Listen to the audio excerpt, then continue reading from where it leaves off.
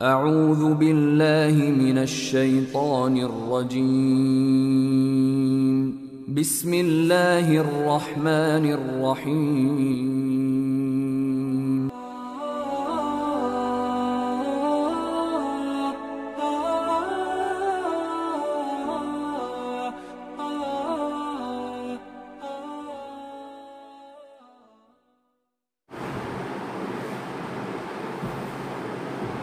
بسم الله الرحمن الرحيم الحمد لله رب العالمين والصلاة والسلام على رسوله الكريم وعلى آله وأصحابه أجمعين أشهد أن لا إله إلا الله وحده لا شريك له وأشهد أن محمدا عبده ورسوله أما بعد محترم حاضرین،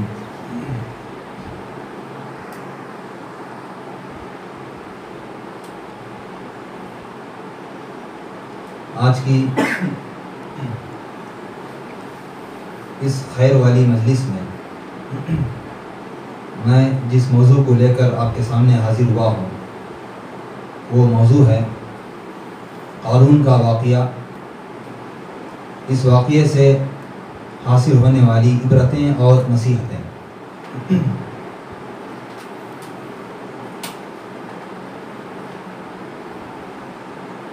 جیسا کہ ہم جانتے ہیں قرآن مجید میں اللہ تعالیٰ نے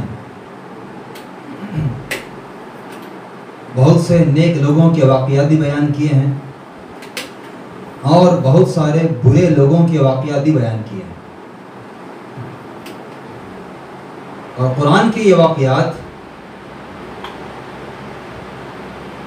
بس دادی میاں کی کہانیوں کی طرح نہیں ہیں۔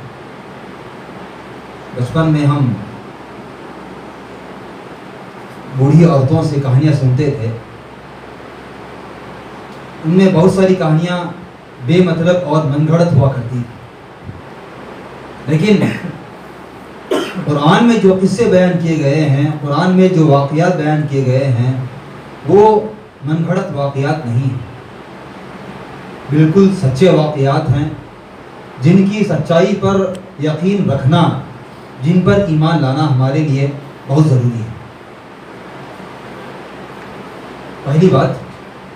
دوسری بات یہ ہے کہ قرآن میں جو واقعات بیان کیے گئے ہیں وہ واقعات صرف پڑھنے اور تلاوت کرنے کے لیے نہیں ہیں۔ واقعات کے بیان کرنے کا سب سے اہم مقصد یہ ہے کہ ہم ان واقعات سے عبرت حاصل کریں، ہم ان واقعات سے نصیحتیں حاصل کریں۔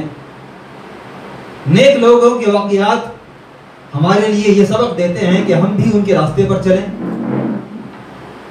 اور برے لوگوں کے واقعات ہمیں یہ بیان کرنے کے لیے ہیں کہ ہم ان برائیوں سے بچیں کہ جن کا تذکرہ قرآن مجید میں اللہ تعالیٰ نے برائی کی نظر میں کیا ہے۔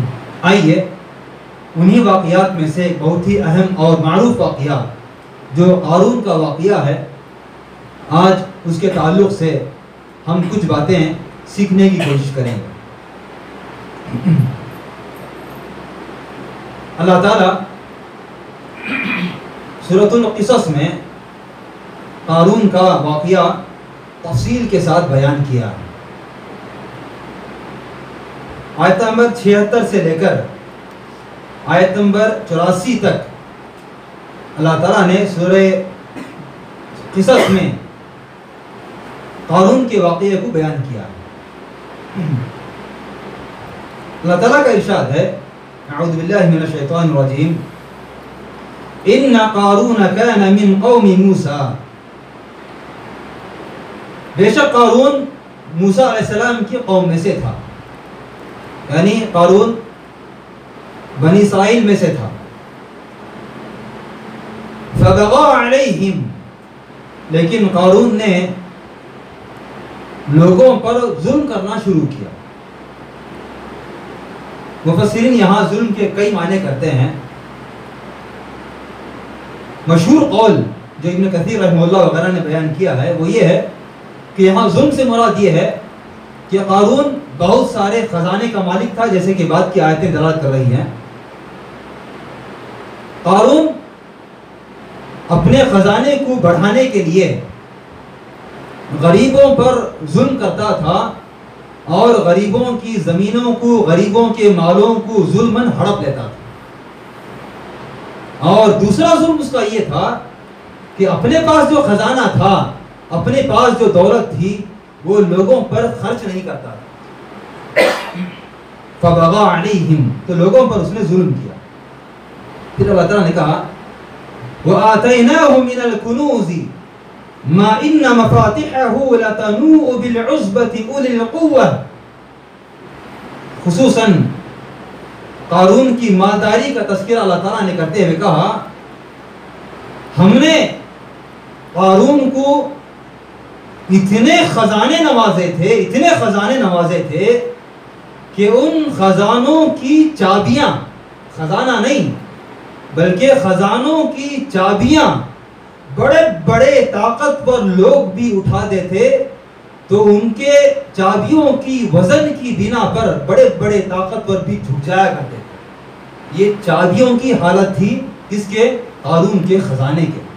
اندازہ لگائیں جب قارون کے خزانے کی چابیوں کی یہ حالت ہے تو خزانہ کتنا رہا ہوگا۔ مسند احمد کی روایت میں اسی بات کا تذکرہ ایسے ہے، بعض محدثین اس روایت پر کلام بھی کرتے ہیں کہ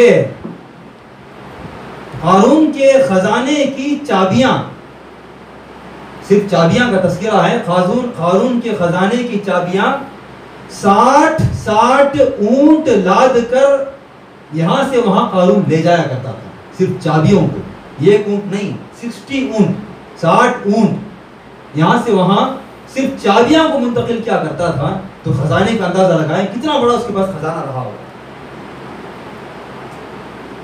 اذ قال له قومه لا تفرح ان اللہ لا يحب الفرحین، تو اس کی قوم والوں نے کہا، نیک لوگوں نے کہا لا تفرح، دیکھ تیرے پاس جو دولت ہے، تیرے پاس جو مال ہے، تیرے پاس جو خزانہ ہے، تو اس خزانے کو لے کر اکڑپن مت کر، تکبر غرور مت کر۔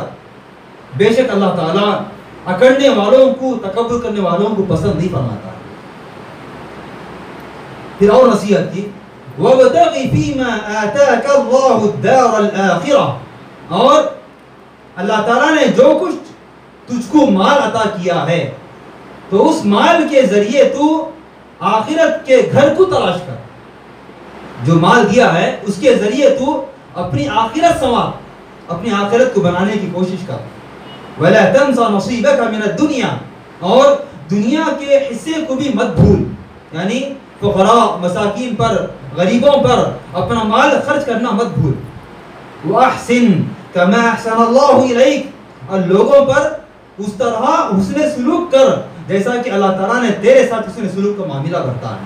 جیسا اللہ تعالیٰ تجھ کو مالداری سے نوازا ہے، مال سے نوازا ہے، ایسے ہی مالداری سے نواز کر اللہ تعالیٰ نے تجھ پر جو احسان کیا ہے، ایسے ہی احسان تو اللہ تعالیٰ کے بندوں پر بھی کیا کر۔ وَلَا تَبْغِ الْفَسَادَ فِي الْأَرْضِ، اور زمین میں فساد مت برپا کر۔ ان اللہ لا يحب المفسدین، بے شک اللہ فساد برپا کرنے والوں کو پسند نہیں فرماتا ہے۔ یہ نیک لوگوں کی نصیحتیں تھیں۔ نیک لوگوں کی نصیحتوں کے جواب میں قارون نے کیا کہا، اس کا بھی تذکرہ اللہ تعالیٰ اس کے بعد کی آیتوں میں کرتا ہے۔ کہا اللہ تعالیٰ نے قال انما اوتیتہ علی علم عندی، کہا کہ جو کچھ مجھے مال دیا گیا ہے، میرے پاس جو کچھ مال ہے، علی علم عندی، وہ میں نے اپنے علم کی بلبوتے پر میں نے اس کو حاصل کیا ہے۔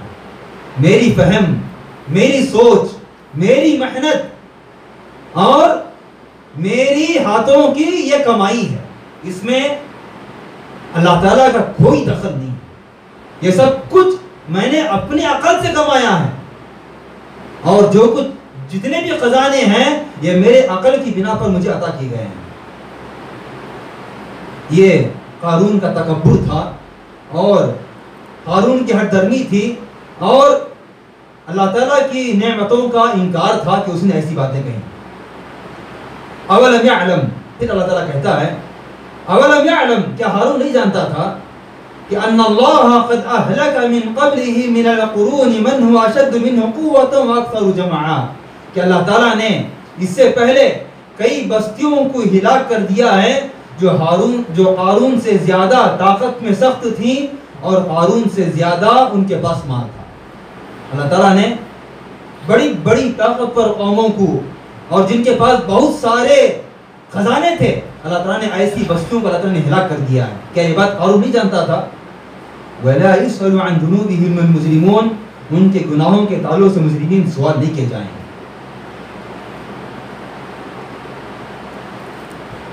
پھر اللہ تعالیٰ مزید قارون کے تعلق سے کہتا ہے فَخَرَجَ عَلَىٰ قَوْمِهِ فِي زِينَتِهِ، ایک مرتبہ قارون زیب و زینت کے ساتھ اور زیب و آرائش کے ساتھ بن سمن کر اپنے مال کو، اپنی چادیوں کو لے کر اپنی قوم کے پاس سے گزرا.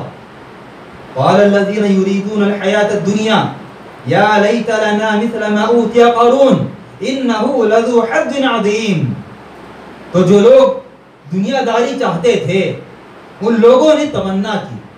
کیا تمنا کی؟ کہا یا لیت لنا مثل ما اوتی قارون، کاش کہ ہمارے پاس بھی اتنا مال ہوتا جتنا کہ قارون کو دیا گیا، کاش کہ ہمارے پاس بھی قارون کے جیسے خزانے ہوتے. انه لذو حظ عظیم، بے شک قارون بڑی قسمت لے کر آیا ہے، بڑی قسمت والا ہے، بہت ہی بڑا قسمت والا ہے. وقال الذين اوتوا العلم، تو جب دنیا چاہنے والوں نے یہ تمنا کی تو علم والوں نے، جن کے پاس علم تھا، جو نیک لوگ تھے، ان لوگوں نے ان لوگوں کو نصیحت کی جو دنیا داری چاہ رہے تھے.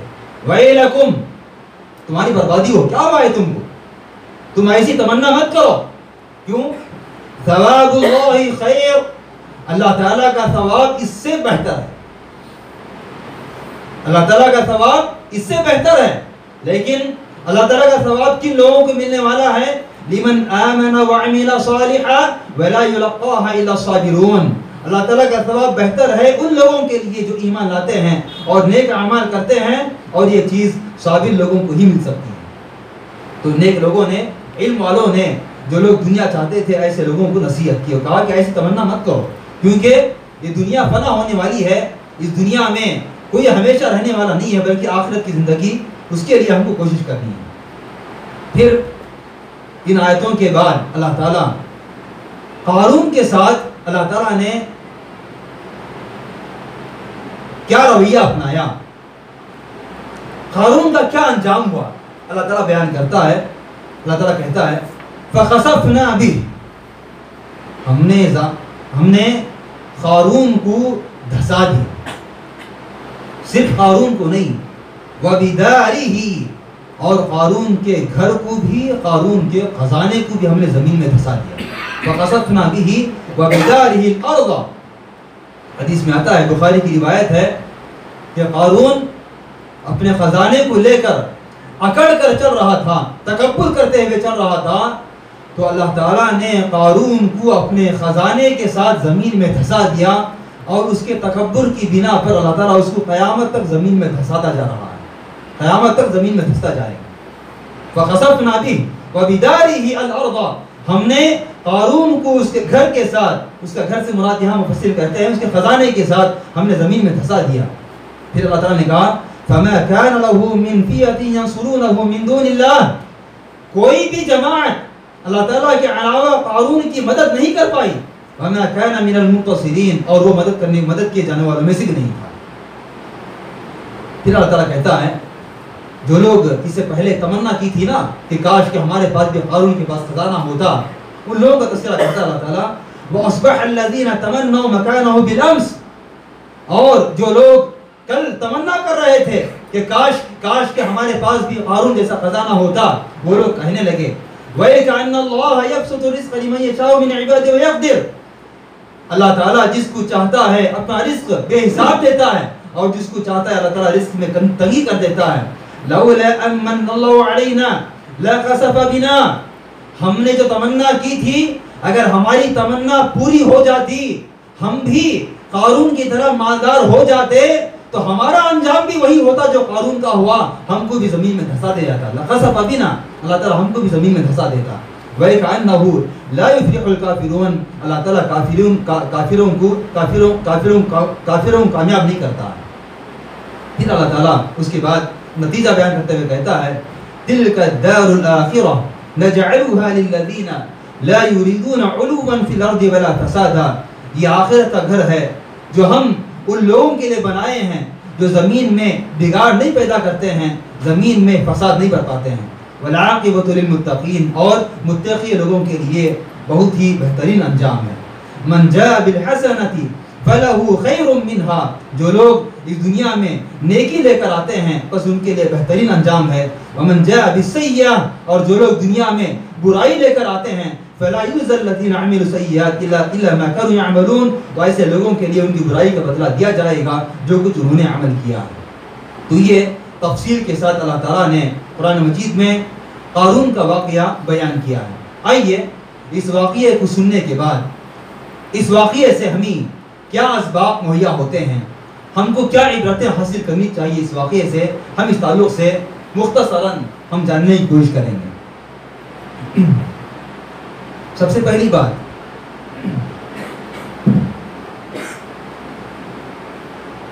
مال کسی بھی انسان کے لیے اچھی چیز نہیں ہے.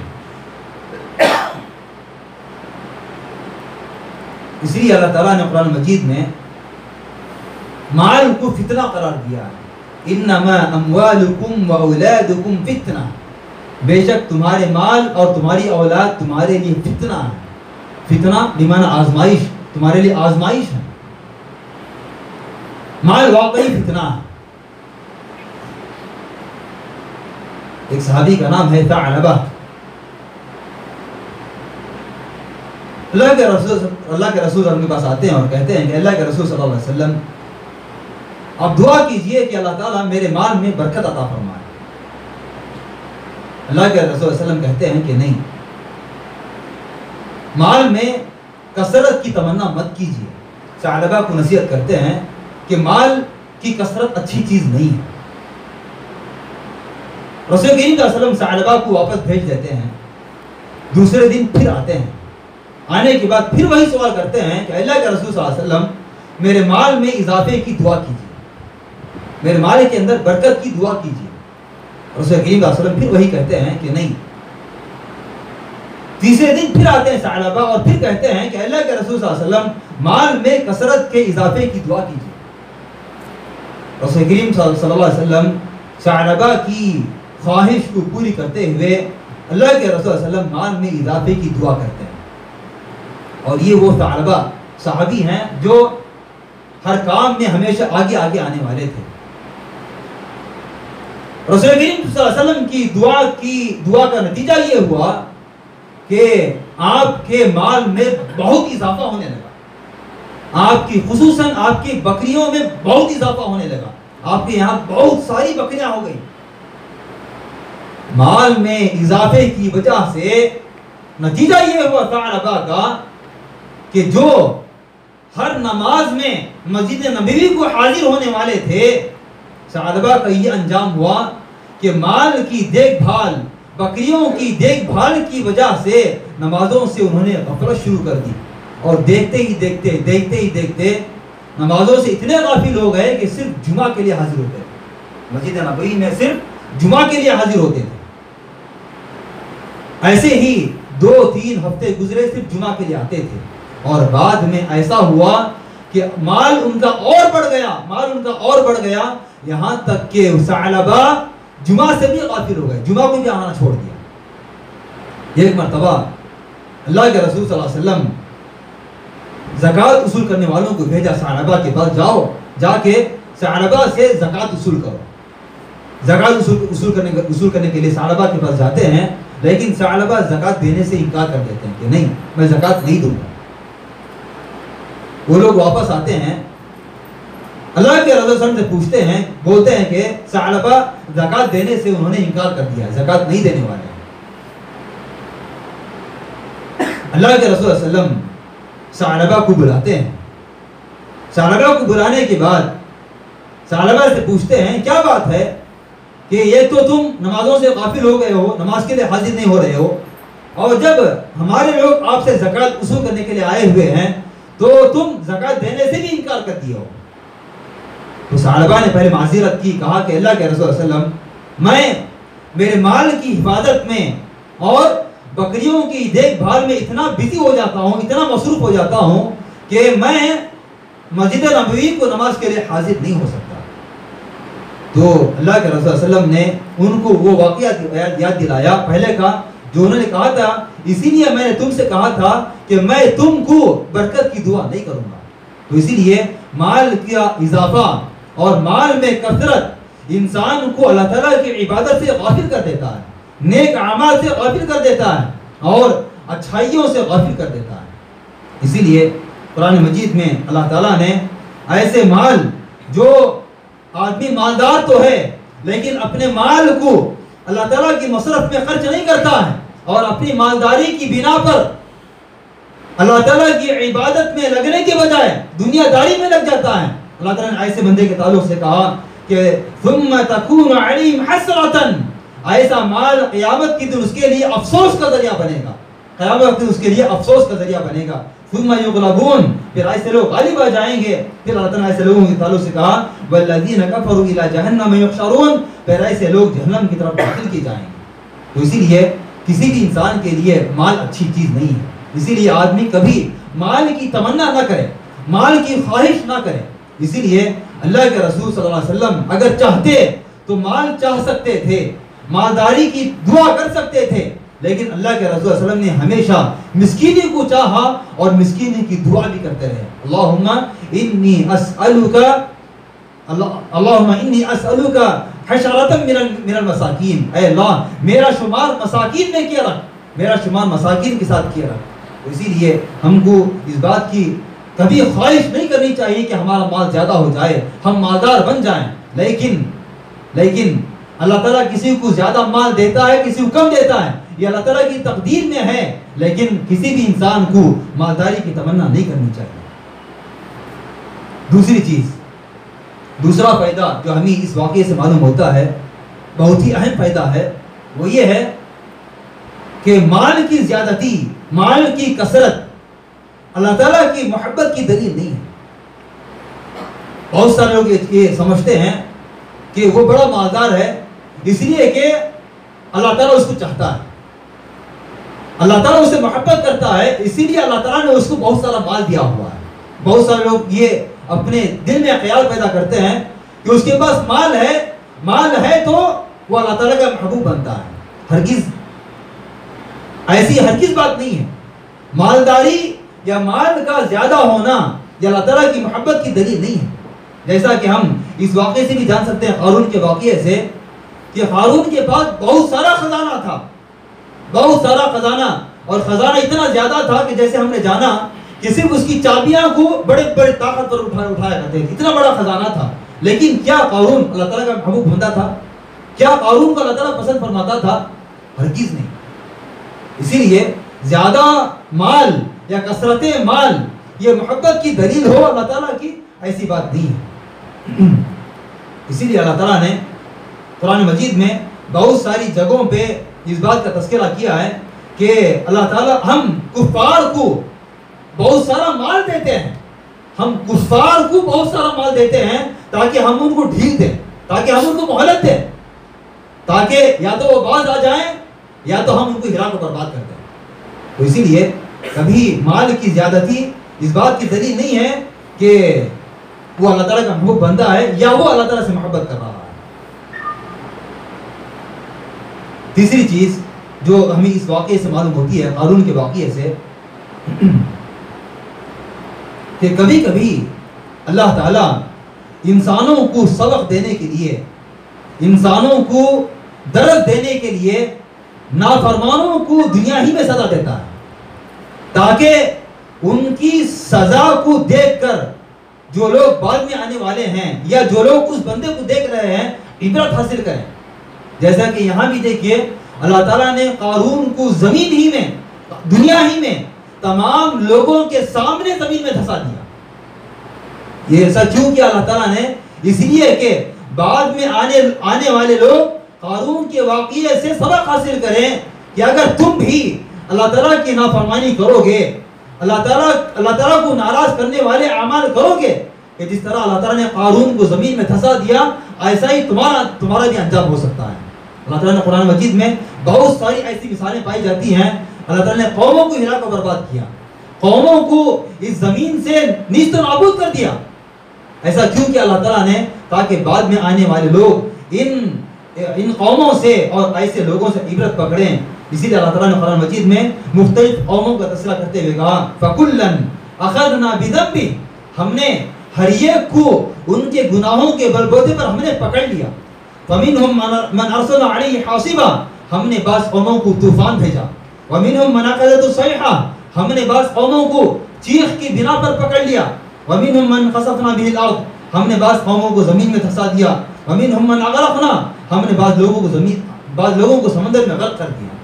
یہ مختلف عذابات اللہ تعالیٰ دنیا میں نازل کرتا ہے۔ یہ زلزلے، یہ سونامی، یہ حادثات، یہ سب اس لیے ہوتے ہیں تاکہ ہم ایسے لوگوں کو دیکھ کر ہم عبرت حاصل کریں اور ہم ڈریں، گناہوں سے بچیں، تاکہ اللہ تعالیٰ ہمارے گناہوں کے پاداش میں ہم کو گرفت میں نہ لے، ہم کو اللہ تعالیٰ گناہوں کی بنا پر نیست و نابود نہ کرتے۔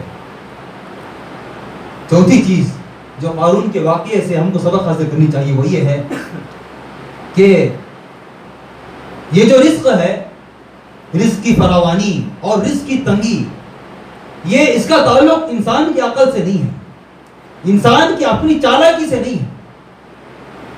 رزق کی زیادتی اور رزق کی کمی کا تعلق اللہ تعالیٰ کی تقدیر سے ہے، اللہ تعالیٰ کی اپنی مرضی سے ہے۔ اللہ تعالیٰ جس کو چاہتا ہے بے حساب رزق عطا کرتا ہے اور جس کو چاہتا ہے اللہ تعالیٰ رزق میں تنگ کر دیتا ہے۔ جیسے کہ اللہ تعالیٰ نے کہا اللہ یبسط الرزق لمن یشاء من عباده ويقدر له، اللہ تعالیٰ جس کے لیے چاہتا ہے اپنے بندوں میں سے رزق کھول کے رکھ دیتا ہے، بہت سارا رزق اس کو مہیا کرتا ہے، ويقدر له، اور جس کو چاہتا ہے رزق میں تنگی کر دیتا ہے۔ تو پتہ چلا کہ رزق میں زیادتی اور رزق میں کمی یہ اللہ تعالیٰ کی اپنی مرضی سے ہوتا ہے اور انسان کی اپنی تقدیر سے ہوتا ہے۔ اس میں انسان کی چالاکی کا، انسان کی محنت کا اور انسان کی عقل کا، انسان کی فہم کا یا انسان کے علم کا اس سے کوئی تعلق نہیں ہے۔ اور ساتھ ساتھ میں رزق کی زیادتی اور کمی کا تعلق کسی بھی انسان کے نیک اور برے ہونے سے بھی نہیں، کہ کوئی نیک بندہ ہے تو اس کو بہت زیادہ رزق ملتا ہے، کوئی برا ہے تو اس کو رزق میں کمی کر دیتا ہے، ایسی بات بھی نہیں ہے۔ جیسا کہ اس واقعے سے بھی پتہ چلتا ہے، بہت سارے لوگ یہ سمجھتے ہیں جیسے کہ آج کل دنیا داری کا ماحول ہے کہ ہم اگر ہمارے بچوں کو اچھی سے اچھی تعلیم دیں اور ان کو چالاکی سکھائیں اور ان کو ہنر سکھائیں تو وہ زیادہ سے زیادہ کمانے والے ہوں گے، بہت زیادہ کمانے والے ہوں گے۔ اگر وہی ہم ان کو ڈگریاں نہ دیں اور ڈگریوں کے بجائے، دنیا کی تعلیم کے بجائے اگر ہم اپنے بچوں کو دینی تعلیم کی طرف بڑھائیں تو ہمارے بچے کچھ کمانے کے لائق نہیں ہوں گے۔ یہ بہت سارے 90% لوگوں کی یہی ذہنیت ہے۔ اگر ہم کہیں کہ آپ اپنے بچوں کو دینی مدارس میں داخل کیجئے تو کیا کہتے ہیں؟ وہاں جا کے کیا کرے گا؟ وہاں جا کے وہی 10,000 12,000 15,000 کمائے گا؟ نہیں، میرے بیٹے کو ڈاکٹر بناؤں گا، میں میرے بیٹے کو انجینئر بناؤں گا، میں اس کو ڈگری ہولڈر بناؤں گا، اس لیے کہ جب وہ ڈگری حاصل کرے گا تو اپنی ڈگری کے ذریعے بہت زیادہ کمائے گا، 50,000 1 لاکھ 2 لاکھ مہینے کے کمائے گا۔ یہ لوگوں کی آج کل کی دنیا داری کی سوچ ہے۔ لیکن یاد رکھیں، جیسے کہ اللہ تعالیٰ کہتا ہے اللہ یبسط الرزق لمن یشاء من عباده ويقدر له، اللہ تعالیٰ جس کے لیے چاہتا ہے رزق کے دروازے کھول دیتا ہے۔ اسی لیے ہم دنیا میں دیکھتے ہیں بہت سارے بڑے بڑے ڈگری ہولڈرز ہیں لیکن کمائی کچھ نہیں، ان کے پاس بڑی بڑی سرٹیفکیٹس ہیں، بڑی بڑی سندیں ہیں، لیکن ان سندوں کو لے کر کمپنیوں میں جاتے ہیں، کمپنی میں جاب نہیں ملتا، ان کو دھتکار دیا جاتا ہے۔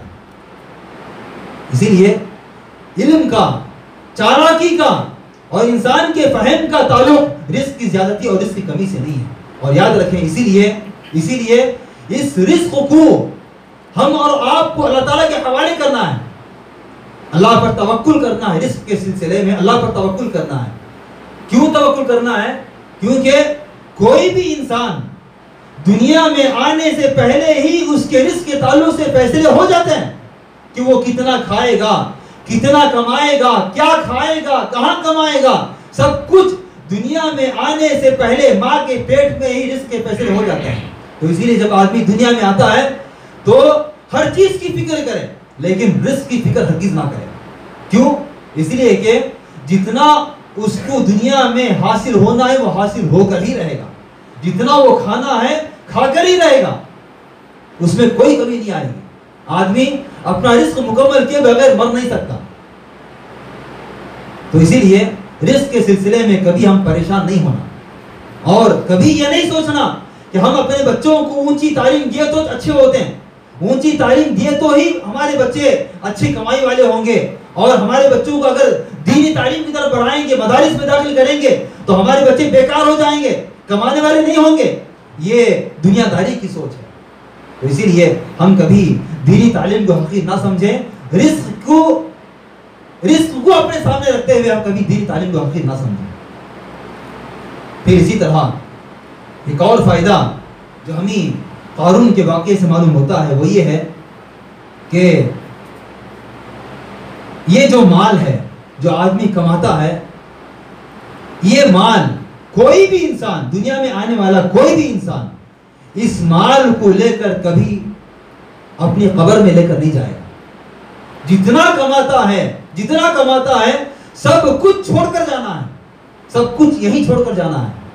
بڑے سے بڑا مالدار آدمی بھی ہو، بڑے سے بڑا مالدار آدمی ہو، اس کے گھر والے اس کے مال کو اس کی قبر میں داخل نہیں کرتے، بلکہ آدمی کا انتقال جیسے ہی ہوتا ہے، آدمی کی روح جیسے ہی قبض ہوتی ہے، اس کی آل اولاد، اس کے بچے یہی کوشش کرتے ہیں کہ مرنے والے کا مال میرے حصے میں کتنا آئے گا، وراثت میں مجھے مال کتنا بٹے گا۔ آدمی اس کی فکر میں ہوتا ہے، اس کی فکر میں نہیں ہوتا کہ میرے والد کی قبر میں کتنا مال داخل کیا جائے۔ تو اسی لیے آدمی کبھی یہ نہ سوچے کہ میں جو کچھ کما رہا ہوں، میرا مال جو کچھ ہے وہ میرے قبر میں کام آئے گا، ہرگز نہیں۔ یہ مال اسے کچھ بھی کام نہیں آئے گا۔ ہاں، وہی مال کام آئے گا جس مال کو اس نے اللہ تعالیٰ کی راہ میں خرچ کیا ہے، اللہ تعالیٰ کو راضی کرنے کے راستوں میں اس نے مال کو خرچ کیا ہے، وہی مال اس کے لیے کام آئے گا۔ تو اسی لیے آدمی جو کچھ مال کماتا ہے اس مال کو اللہ تعالیٰ کی مرضی کے مطابق خرچ کرے، اللہ تعالیٰ کو راضی کرنے کے لیے خرچ کرے۔ اس مال کو کبھی نافرمانیوں میں، اللہ تعالیٰ کو ناراض کرنے والے راستوں میں خرچ نہ کرے۔ کیوں؟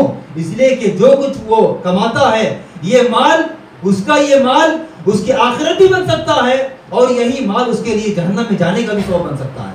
جیسا کہ قارون کے واقعے سے ہم نے سبق حاصل کیا کہ قارون کا مال بہت سارا خزانہ اس کے پاس تھا، لیکن اس نے اپنے خزانے کو اللہ تعالیٰ کے راستوں میں خرچ نہیں کیا، بلکہ لوگوں پر ظلم کرنے کے لیے اس نے اپنے مال کو خرچ کیا۔ نتیجہ کیا ہوا؟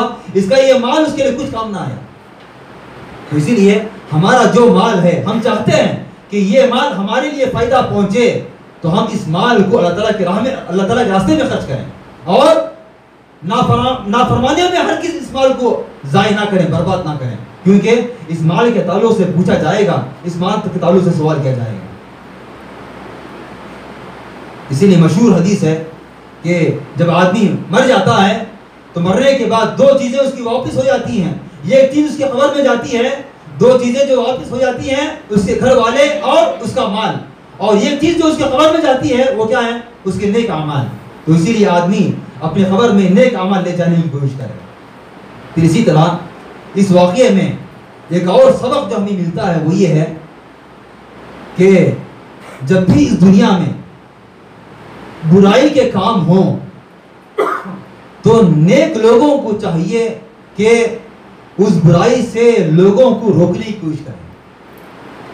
الامر بالمعروف والنہی عن المنکر، یعنی بھلائی کا حکم دینا اور برائی سے روکنا، یہ ہر علم والے کا فریضہ ہے۔ جو بھی علم رکھتا ہے، جو بھی اس بات کا علم رکھتا ہے کہ فلاں گناہ ہے، فلاں منکر کام ہے، جو بھی یہ بات جانتا ہے کہ فلاں منکر ہے، تو جاننے والا اس منکر کو روکنے کی کوشش کرے گا۔ یہ اس کا فریضہ ہے، یہ اس کے لیے ضروری ہے۔ اور یہ ہر مسلمان کا فریضہ ہے، ہر مسلمان کا فریضہ ہے۔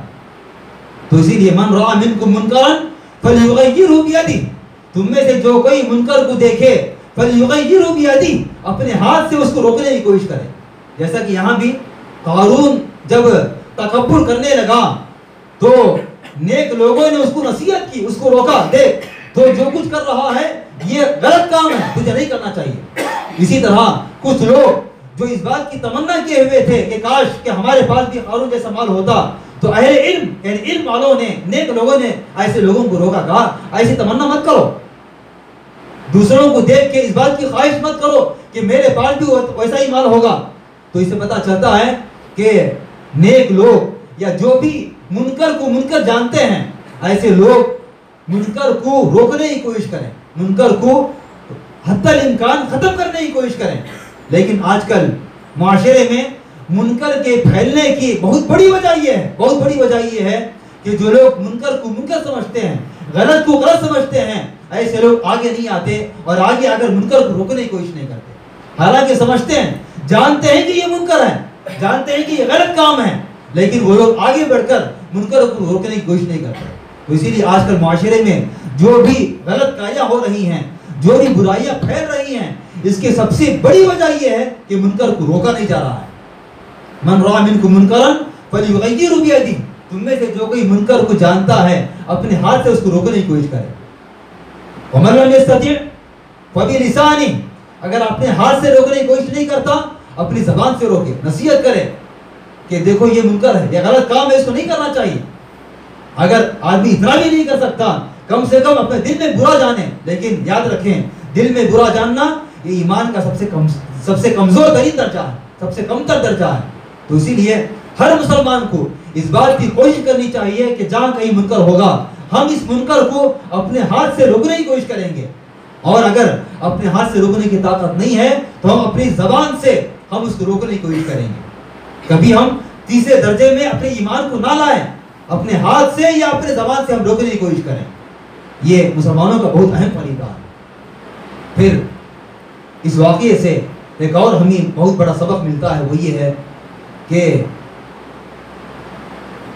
مالداروں کو دیکھ کر کبھی اس بات کی تمنا ہرگز نہیں کرنی چاہیے کہ کاش کہ ہمارے پاس بھی ویسا مال ہوتا، کاش کہ ہمارے پاس بھی ویسی دولت ہوتی، کبھی اس بات کی تمنا نہیں کرنی چاہیے۔ اسی لیے اللہ کے رسول صلی اللہ علیہ وسلم نے ایسی تمنا کرنے سے منع بھی کیا ہے، لیکن ہاں تمنا ہو سکتی ہے تو اس کے لیے دو چیزیں ہیں۔ آدمی تمنا کر سکتا ہے لیکن تمنا بھی نیک نیتی کے ساتھ کر سکتا ہے۔ نیک نیتی کیسی؟ جیسے کہ حدیث میں آیا کہ آدمی رشک کر سکتا ہے، تمنا کر سکتا ہے ایک مالدار کو دیکھ کر۔ کیا تمنا؟ ایک مالدار کو آدمی دیکھ رہا ہے کہ وہ اپنا مال اللہ تعالیٰ کی راہ میں خرچ کر رہا ہے، اللہ تعالیٰ کے راستے میں اپنا مال انفاق کر رہا ہے، اس بندے کو دیکھ کر آدمی تمنا کر سکتا ہے کہ کاش کہ میرے پاس بھی مال ہوتا تو میں بھی اس کی طرح اپنا مال اللہ تعالیٰ کی راہ میں خرچ کرتا۔ آدمی اچھے مالدار کو دیکھ کر مالداری کی تمنا کر سکتا ہے، لیکن کسی برے مالدار کو دیکھ کر اس بات کی تمنا نہیں کر سکتا کہ کاش کہ میرے پاس بھی مال ہوتا۔ تو اسی لیے رسول کریم صلی اللہ علیہ وسلم نے ایک اصول بیان کیا ہے۔ کیا اصول ہے؟ کہ انظر علی ما دونک ولا تنظر علی من فوقک۔ رسول کریم صلی اللہ علیہ وسلم نے یہ اصول بیان کیا کہ تم کبھی دنیاوی حیثیت سے، دنیا کے اعتبار سے کبھی اپنے اوپر کو مت دیکھو۔ لا تنظر علی من فوقک، تم سے جو اوپر ہیں، تم سے جو مالدار ہیں، تم سے جو خوبصورت ہیں، یا تم سے جو اعلیٰ ہیں، چاہے وہ منصب میں ہو، کسی بھی پوسٹ میں ہو، ایسے تم لوگوں کو مت دیکھو۔ کیوں؟ اگر تم ایسے لوگوں کو دیکھو گے جو دنیا میں تم سے اوپر ہیں تو کیا ہوگا؟ ناشکری کا جذبہ پیدا ہوگا۔ تمہارے پاس جو نعمتیں ہیں وہ نعمتیں تم کو حقیر نظر آئیں گی۔ تو اسی لیے تم کبھی ایسے لوگوں کو مت دیکھو جو تم سے اوپر ہیں۔ وانظر علی ما دونک، اور تم ایسے لوگوں کو دیکھو جو تم سے نیچے ہیں، جو تم سے غریب ہیں، ایسے لوگوں کو دیکھو۔ کیوں؟ اگر تم اپنے جو نیچے ہیں ایسے لوگوں کو دیکھو گے تو تمہارے پاس جو نعمتیں ہیں اللہ تعالیٰ نے تم کو اللہ تعالیٰ نے جن نعمتوں سے نوازا ہے ان نعمتوں کو دیکھ کر اللہ تعالیٰ کا شکر کا جذبہ تمہارے دل میں پیدا ہوگا. تم اللہ تعالیٰ کے شکر گزار بندے بنو گے. کیوں؟ اس لیے کہ اللہ تعالیٰ نے مجھے دیا ہے, اس کو نہیں دیا ہے, اس پر آدمی شکر بجا لائے گا. اسی لیے ہمیشہ اس بات کو یاد رکھنا چاہیے کہ کسی بھی سلسلے میں ہو, دنیا کے سلسلے میں کبھی ہم اپنے اوپر والوں کو نہ دیکھیں بلکہ اپنے نیچے والوں کو دیکھیں. ایک اور چیز جس میں آدمی تمنا کر سکتا ہے وہ ہے علم کے سلسلے میں. آدمی تمنا کر سکتا ہے, اس کے پاس علم ہے ماشاءاللہ, وہ اپنے علم کی بنا پر لوگوں کو اچھی باتیں بول رہا ہے. کاش کہ میرے پاس بھی علم ہوتا تاکہ میں بھی اپنے علم کے ذریعے دوسروں کو فائدہ پہنچاتا. آدمی اس سلسلے میں تمنا کر سکتا ہے. یہ دو چیزیں ہیں جس میں آدمی تمنا کر سکتا ہے. کسی اور چیز میں آدمی دوسروں کو دیکھ کر تمنا نہیں کر سکتا. تو اسی لیے آدمی کبھی بھی مالداروں کو دیکھ کر ہرگز مالداروں کی طرح ہونے کی تمنا نہ کرے یا اس سے زیادہ مالدار ہونے کی تمنا نہ کرے. تو یہ کچھ چیزیں تھیں جو ہمیں قارون کے واقعے سے ہمیں حاصل ہوتی تھیں. یاد رکھیں کہ قرآن میں جو بھی قصے ہیں, جو بھی واقعات ہیں, ہم ان کو بار بار پڑھنے کی کوشش کریں. قرآن کی تلاوت ہم سمجھداری کے ساتھ, قرآن کی تلاوت فہم کے ساتھ ہم کرنے کی کوشش کریں. ہم میں سے بہت سارے لوگ ایسے لوگ ہیں جو صرف قرآن کی تلاوت کرتے ہیں, صرف قرآن کو پڑھتے ہیں. ہاں, قرآن کا پڑھنا بھی قرآن کا ایک حق ہے, جیسا کہ حدیث میں ہے الف لام میم الف و حرف لام و حرف میم و حرف. ہر لفظ کے بدلے 10 نیکیاں ہمیں ملتی ہیں. قرآن کی تلاوت بھی ہونا چاہیے, لیکن قرآن کی تلاوت کے ساتھ ساتھ قرآن کا فہم بھی ہونا چاہیے, کیونکہ قرآن صرف تلاوت کے لیے نازل نہیں کیا گیا بلکہ قرآن سمجھنے کے لیے نازل کیا گیا ہے. لیدبروا آیاتی, اللہ تعالیٰ کہتا ہے تاکہ لوگ ان آیتوں کے ذریعے غور و فکر حاصل کریں, تدبر حاصل کریں. تو اسی لیے قرآن ہم تلاوت کے ساتھ ساتھ وقت متعین کر لیں. صبح میں 10 منٹ 15 منٹ آدھا گھنٹہ ہم آیتیں متعین کر لیں.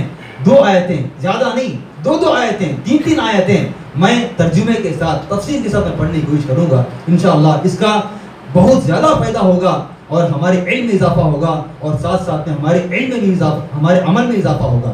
یہود و نصارہ جو برباد ہوئے, یہود و نصارہ کے اندر جو بدعتیں, جو تحریفات اور بدعمالیاں جو داخل ہوئیں, اس کے سب سے بڑی وجہ یہ تھی کہ انہوں نے تورات اور انجیل کو صرف تلاوت کا ذریعہ بنا لیا. جیسے ہندوؤں میں ہم دیکھتے ہیں کہ وہ لوگ